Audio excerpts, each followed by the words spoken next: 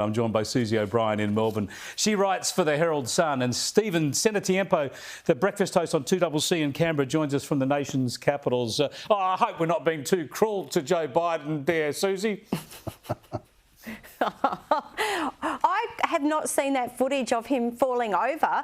If that was my grandpa, I'd be very concerned about his ability to eat his dinner, let alone run a country. I'm very worried. It's amazing how many in the media haven't showed that. I saw, I think, an ABC report on that day, and they talked about what he was up to, and they just skipped over the fall. I remember when John Howard fell over once as Prime Minister in the campaign. I think that might have been 2007. They had that on replay constantly, of course.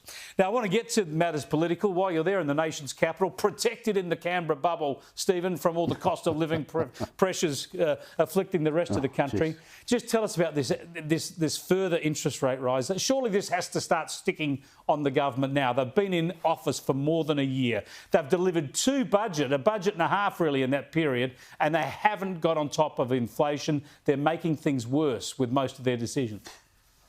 Yeah, look, make no mistake about it, we're not insulated from it here in the ACT by any stretch of the imagination. But again, we see a Treasurer who seems to openly admit that he has no control over the economy. His hands aren't on the levers. It's all the Reserve Bank's fault. The reality is that we've seen wage rises without any increases in productivity. We've seen increases in government spending. And I keep saying this, that interest rate rises only impact the way we, the public, spend. It doesn't impact the way government spends.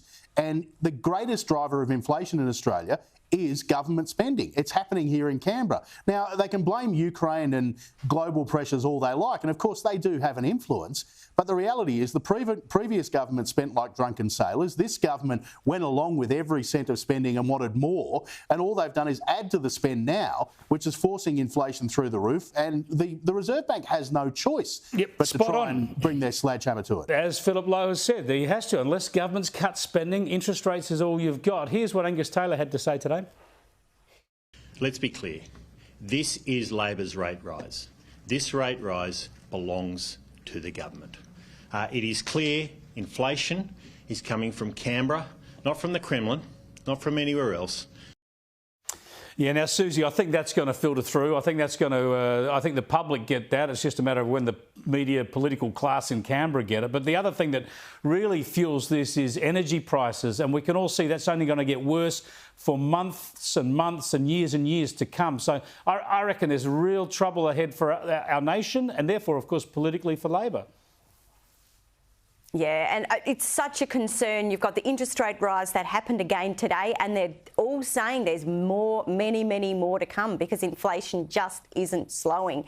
And we also see the energy prices. We've had 20% increases in the cost of heating, electricity every year, and there seems to be absolutely no end in sight. I mean, Labor doesn't seem to have a very good plan to fix this. We've got Yallourn Power Station off-grid. We've got Snowy Hydro deferred or taking its time. In the middle of all of that, we've got the rest of us paying huge amounts for our energy. And it's not like you live in somewhere like Melbourne or even Canberra where you can't heat your house. You need to pay this money. This needs to get fixed. It's a hell of a problem, especially when they came to power. Their one all-encompassing promise that was broken up into a bunch of promises. Essentially, things are tough, we're going to make things better. Well, they've made everything worse, and so it's going to come crashing down around them pretty soon.